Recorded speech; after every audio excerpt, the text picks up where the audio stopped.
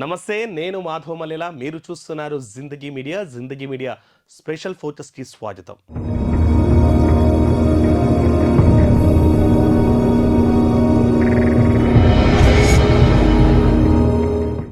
కోట్లాది హిందువుల కళ అయోధ్య రామ మందిరం. భక్తజన కోటి దర్శనానికి శ్రీరామచంద్ర ప్రభు అందుబాటులోకి రానున్న వేళ గుర్తు చేసుకోవాల్సినటువంటి పేర్లలో అతి ముఖ్యమైన పేరు ఆయనది. దాదాపు 2-3 దశాబ్దాల కింద రామమందిర నిర్మాణమే లక్ష్యంగా యాత్ర మొదలుపెట్టి నేడు ఆ కళ సాకారమవుతున్న వేళ గుర్తు చేసుకోవాల్సిన ఆ పేరే ఎల్కే అద్వానీ. లాల్ కృష్ణ అద్వానీ భారత రాజకీయాల్లో కురువృద్ధుడు. ఎల్కే అద్వానీ పూర్తి పేరు లాల్ కృష్ణ అద్వానీ. 1927 జూన్ 8న సింధు ప్రాంతంలో, ప్రస్తుత పాకిస్తాన్లోని కరాచీ పట్టణంలో సంపన్న వ్యాపారవేత్త కిషన్ చంద్ అద్వానీ, జ్ఞానిదేవి దంపతులకు జన్మించారు అద్వానీ. సింధు హిందువుల అమిల్ శాఖకు చెందిన అద్వానీ తన పాఠశాల విద్యను కరాచీలోని సెయింట్ ప్యాట్రిక్స్ హై స్కూల్లో చదివారు. కరాచీ, పాకిస్తాన్లోని హైదరాబాద్ పట్టణాల్లో విద్యను అభ్యసించారు. 1942లో 15 ఏళ్ల వయసులోనే రాష్ట్రీయ స్వయం సేవక్ సంఘ్లో చేరారు. 1947లో కరాచీ విభాగానికి చెందిన ఆర్ఎస్ఎస్ కార్యదర్శిగా నియమించబడ్డారు. ఆర్ఎస్ఎస్ సిద్ధాంతాలను నరనరాన వంట పట్టించుకున్న ఆయన ఇంజనీరింగ్ విద్యను సైతం మానేసి పూర్తిగా దేశ రాజకీయాలకి పరిమితమయ్యాడు. దేశ విభజన సమయంలో సెప్టెంబర్ 12, 1947 నాడు భారతదేశానికి వచ్చి స్థిరపడ్డారు అద్వానీ. గాంధీ హత్య సమయంలో చాలా మంది ఆర్ఎస్ఎస్ కార్యకర్తలతో పాటు అద్వానీ సైతం అరెస్ట్ అయ్యారు. ఆ తర్వాత శ్యామ్ ప్రసాద్ ముఖర్జీ స్థాపించిన భారతీయ జనసంఘ్లో 1951లో చేరి పార్టీలో చురుగ్గా పనిచేశారు. దీన్ దయాళ్ ఉపాధ్యాయ సహకారంతో మంచి కార్యకర్తగా పేరు పొందారు. రాజస్థాన్ జనసంఘ్ పార్టీ అధ్యక్షుడికి అడ్వైజర్ గా నియమింపబడ్డారు అద్వానీ. బీజేపీ కురువృద్ధుడు ఎల్కే అద్వానీ జీవితం మొత్తం పోరాటమే. పాకిస్తాన్ నుంచి వలసొచ్చిన అనతి కాలంలోనే భారతదేశ రాజకీయాల దిశ మార్చిన నేతగా ఎదిగిన రాజకీయ దురంధరుడు ఆయన. రాజకీయాల్లో ఓ ట్రెండ్ను సెట్ చేసిన అద్వానీ నేడు పాలిటిక్స్కు దూరమైన ప్రతి బీజేపీ కార్యకర్తకు ఆయన ఒక మార్గదర్శి. ఆయనకు ఇప్పటికీ పార్టీలకు అతీతంగా అభిమానులున్నారు. అద్వానీ కరుడు కట్టిన హిందూ నేతగా పైకి కనిపించిన మనసు మాత్రం వెన్న అని ఆయనను తెలిసిన వారు అంటారు. అందుకే అద్వానీ వాజ్పేయితో సహా అందరూ గౌరవించేవారు.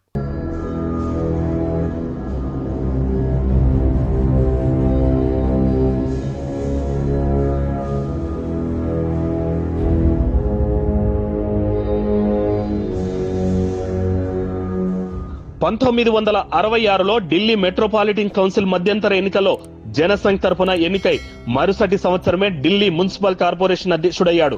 1970లో రాజ్యసభకు ఎన్నికైన అద్వానీ జనసంఘ్లో ప్రముఖ పాత్ర వహించి దేశ ప్రజలను ఆకర్షించాడు. 1973లో భారతీయ జనసంఘ్ అధ్యక్షుడిగా పనిచేశారు. 1975లో మీసా చట్టం కింద అరెస్ట్ అయ్యాడు అద్వానీ.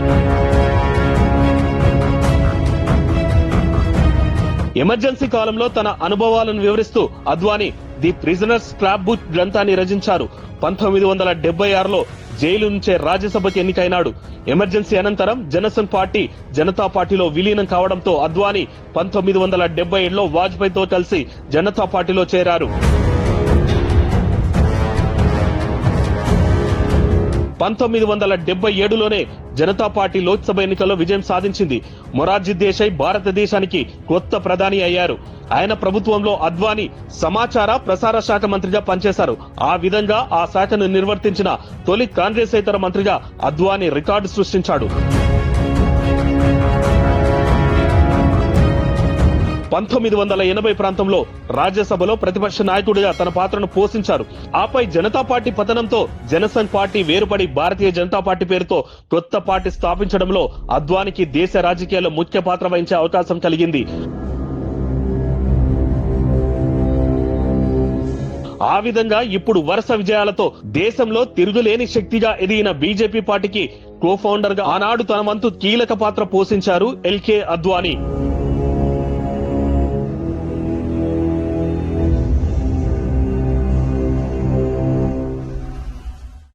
హిందుత్వవాదానికి మూలదిక్కై పోరాడిన యోధుడు అద్వానీ. హిందువులను ఏకతాటిపై నడిపిన ఘనుడు. ఎల్కే అద్వానీ జీవితంలో కీలక మలుపు. అటు అయోధ్య రామమందిర ఇష్యూలోను కీలక సమయం అయోధ్య రథయాత్ర. ఆయన జీవితంలోనే కాదు, దేశ రాజకీయాలనే మలుపు తిప్పిన సంఘటన ఈ రథయాత్ర. అప్పట్లో దేశవ్యాప్తంగా సంచలనం రేపింది ఈ యాత్ర. తద్వారా కోట్లాది హిందువుల రామమందిర ఎమోషన్ను నింపడంలో అద్వానీ సక్సెస్ అయిందని చెప్పాలి.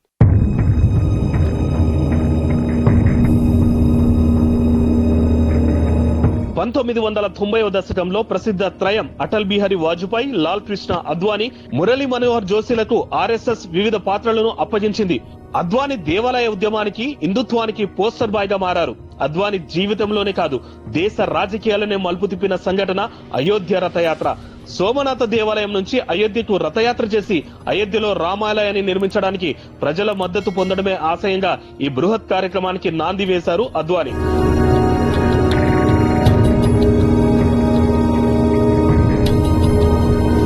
రోజుకు సుమారు 300 కిలోమీటర్ల చొప్పున 10,000 కిలోమీటర్లు ప్రయాణించి అక్టోబర్ 30న అయోధ్య చేరుకునేలా పండిట్ దీన్ దయాళ్ ఉపాధ్యాయ జన్మదినమైన 1990 సెప్టెంబర్ 25న యాత్ర మొదలెట్టారు.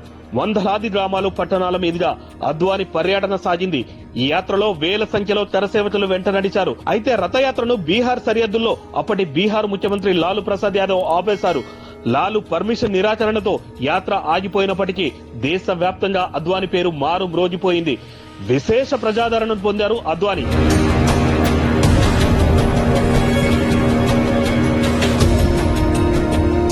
ఈ యాత్ర అనంతరం బీజేపీ 1992లో లోక్సభలో 121 స్థానాలు దక్కించుకుంది. రామ జన్మభూమి వివాదం తలెత్తుకోవడంతోనే బీజేపీ కాంగ్రెస్ కంచుకోటకు బీటలు పడేలా చేసింది.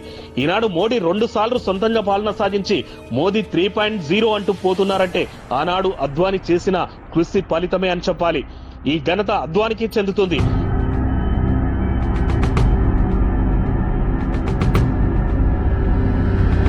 ఇక 1992 డిసెంబర్ 6న అయోధ్యలో బాబ్రీ మసీదుపై కరసేవకుల దాడి ఘటనలో అద్వానీ అరెస్ట్ అయ్యాడు. ఈ ఘటనకు సంబంధించి అద్వానీ, జోషి సహా 8 మంది బీజేపీ, వీహెచ్పీ నేతలపై 49 ఎఫ్ఐఆర్లు నమోదయ్యాయి. ఈ కేసులో దాదాపు 28 ఏళ్ల తర్వాత అంటే 2020 సెప్టెంబర్ 30న సిబిఐ ప్రత్యేక కోర్టు సాక్ష్యాధారాలు లేవంటూ అద్వానీతో పాటు ఉమాభారతి, జోషి సహా 31 మందిని నిర్దోషులుగా ప్రకటించింది. కుట్రను తోసిపుచ్చిన కోర్టు కూల్చివేతను ముందస్తు ప్రణాళికాబద్ధంగా కాకుండా ఆకస్మిక చర్యగా అభివర్ణించింది.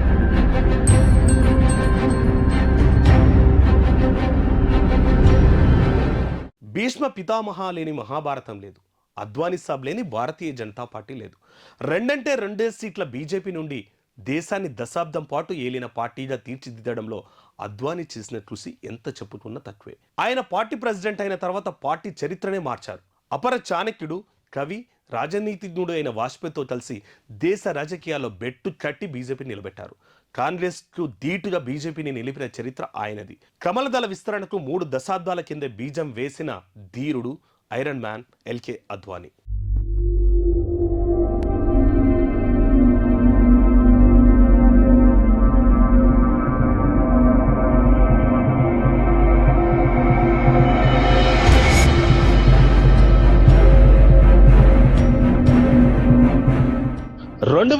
డిసెంబర్ 10 నాడు పార్టీ కేంద్ర కార్యవర్గ సమావేశమై అటల్ బిహారీ వాజ్పేయి వారసుడిగా అద్వానీ పేరును ఖరారు చేసింది.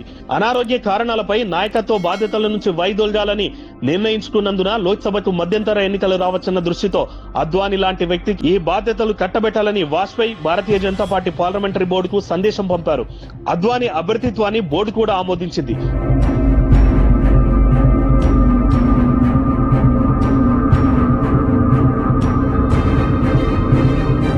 పాకిస్తాన్ పర్యటనలో జిన్నాకు లౌకికవాదిగా పేర్కొని సంఘ్ పరివార్ చే ఆగ్రహానికి గురైన అద్వానీ ఆ తర్వాత అధ్యక్ష పదవిని కూడా వదులుకోవాల్సి వచ్చింది. కానీ ఆ తర్వాత అదే సంఘ్ పరివార్ అద్వానీకి మద్దతు ప్రకటించింది. లోక్సభలో ప్రతిపక్ష నేతగా ఉన్నప్పుడే అద్వానీ తాను ప్రధాని పదవికి సహజ అభ్యర్థిగా చెప్పుకున్నారు. అయితే దీనిపై సహచరులే ఆయన అభ్యర్థిత్వాన్ని వ్యతిరేకించారు. మురళీ మనోహర్ జోషి, యశ్వంత్ సిన్హా లాంటి నేతలు అద్వానీ ప్రకటనపై విమర్శలు గుప్పించారు.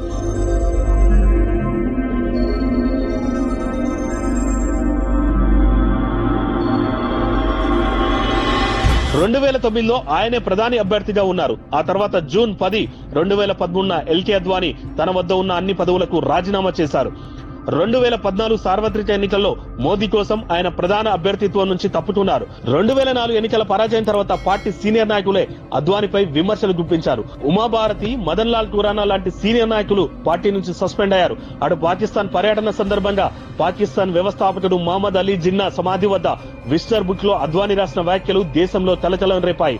జిన్నాను ఆయన ప్రశంసించడం, ఆయనను సెక్యులర్ గా అభివర్ణించడం భారతదేశంలో ఆగ్రహం మరియు వివాదాన్ని రేకెత్తించాయి.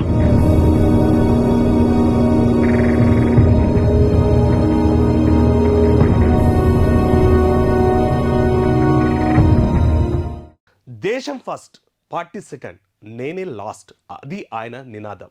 మై కంట్రీ మై లైఫ్ స్వీయ చరిత్రను ప్రపంచం ముందు ఉంచారు అద్వానీ. తన రాజకీయ జీవితపు అంతరంగాన్ని అందులో వివరించారు. ఒకానొక దశలో దేశ ప్రధానిగా ఆయన పేరు ముందు వరుసలో ఉంది. ఆ తర్వాత ప్రెసిడెంట్ ఆఫ్ ఇండియాగాను అద్వానీ పేరు ప్రచారంలో నానింది. కానీ భీష్మ పితామహుడిగా మిగిలిపోయారు అద్వానీ. చివరికి రామమందిర ఆహ్వానంలోనే ఆయన పేరు, ఆయన వస్తున్నారా లేదా అన్న సందిగ్ధత నడిచింది కొద్ది రోజులు. తాను నమ్మిన సిద్ధాంతాల కోసం చివరి వరకు కట్టుబడిన వ్యక్తి అద్వానీ. జాతీయవాదం, హిందూవాదాన్ని నిరంతరం మోసిన ధీరుడు అద్వానీ.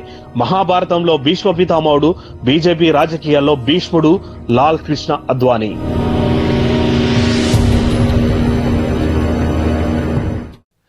ఎవరు ఒప్పుకుంటున్నా అయోధ్య ఇష్యూలో జాతిని కదిలించిన వాడు అద్వానీ. రామమందిర ప్రారంభోత్సవం సందర్భంగా తనకు సరైన ప్రాముఖ్యత దక్కడం లేదని తెలిసిన ఎక్కడ ఒక్క మాట కూడా పొల్లుపోలేదు ఈ బీజేపీ కురువృద్ధుడు. తాజాగా తన మనసులో మాటను బయట పెట్టుకున్న సందర్భంలోనూ ఎంతో హుందాగా ప్రవర్తించారు అద్వానీ. అయోధ్య యాత్రలో మోడీ పూర్తిగా తన వెంటే ఉన్నాడని, ఆ రాముడే తన గుడి పునర్నిర్మాణం కోసం మోదీని ఎంచుకున్నాడన్నారు అద్వానీ. ఏదో ఓ రోజు రామమందిర నిర్మాణం జరుగుతుందని, రథయాత్ర టైంలోనే తాను నమ్మానని, ఆ టైం ఇప్పుడు వచ్చిందని చెప్పారు అద్వానీ. కాకపోతే వాజ్పేయి తన పక్కన లేకపోవడం ఇప్పుడు బాధ పెడుతుందని తెలిపారు.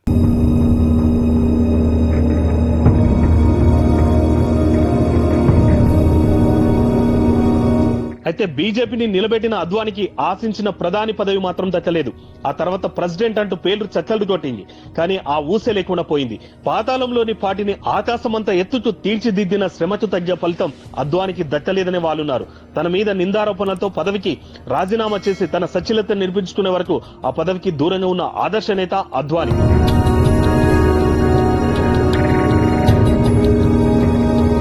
1996లో సిబిఐ ఆయనపై అవాల కేసులో అభియోగాలు మోపింది. దాంతో ఆయన 1996లో లోక్సభకు రాజీనామా చేశారు. వాజ్పేయి వద్దని కోరినప్పటికీ తను రాజీనామా చేశానని, రాజకీయాల్లో విశ్వసనీయత అవసరమని, ఓటేసిన ప్రజల్లో నమ్మకాన్ని నిలబెట్టుకోవాలని చెప్పిన నేత అద్వానీ తన జీవితంలో ఎల్లప్పుడూ మనస్సాక్షిని వింటాను, తను జీవితంలో ఏం చేసినా సంతృప్తిగా ఉన్నానని, ఆర్ఎస్ఎస్ తో పూర్వ జనసంఘ్తో అనుబంధం ఉన్న రోజుల నుంచి అవినీతి రహిత జీవితమే బీజేపీకి పెద్ద బలమని తెలుసుకున్నట్లు అప్పట్లో చెప్పారు అద్వానీ.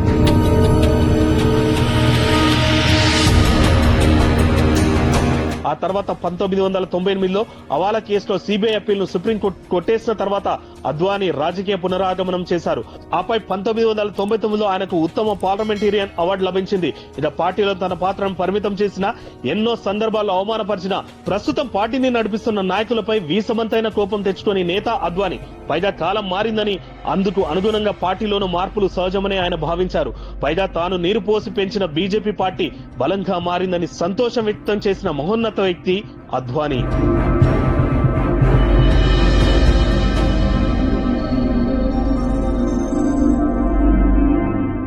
ఏదేమైనా తాను నమ్మిన సిద్ధాంతాల కోసం చివరి వరకు కట్టుబడిన, జాతీయవాద, హిందూవాదాన్ని నిరంతరం మోసిన ధీరుడు అద్వానీ. మహాభారతంలో భీష్మ పితామహుడు, బీజేపీ రాజకీయాల్లో అద్వానీ భీష్ముడు.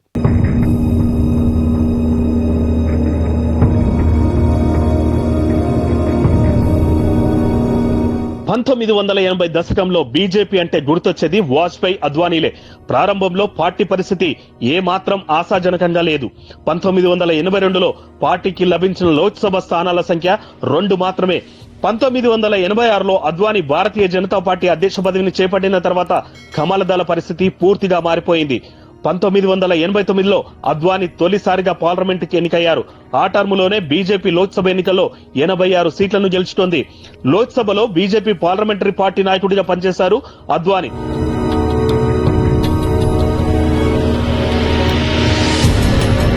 1991లో రెండోసారి లోక్సభకు ఎన్నికయ్యారు. 1991 నుంచి 1993 వరకు ప్రతిపక్ష నేతగా ఉన్నారు.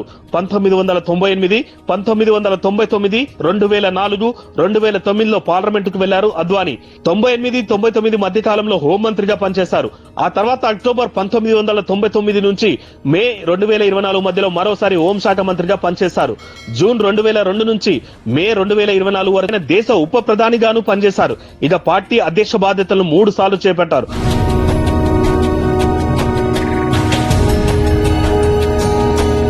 మొట్టమొదటిసారిగా 1986లో అటల్ బిహారీ వాజ్పేయి నుంచి పార్టీ పగ్గాలు స్వీకరించి 1991 వరకు, ఆ తర్వాత 93 నుంచి 98 వరకు పార్టీ అధిపతిగా రెండోసారి పనిచేశారు. చివరగా 2004 నుంచి 2005 వరకు మరోసారి పార్టీని అధ్యక్షుడిగా నడిపించారు.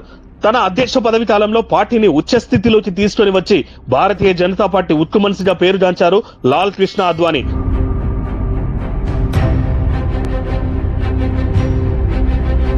అటు అటల్ బిహారీ వాజ్పేయి ప్రభుత్వంలో 3 సార్లు కేంద్ర మంత్రిగా హోంశాఖను సమర్థవంతంగా నిర్వహించారు.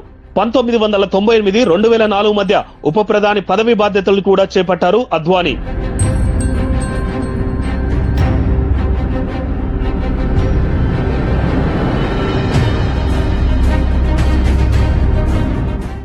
ఇది ఇవాల్టి స్పెషల్ ఫోకస్.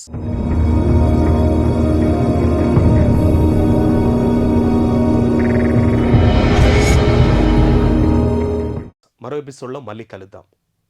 నమస్తే, నేను మాధవ్ మల్లెల.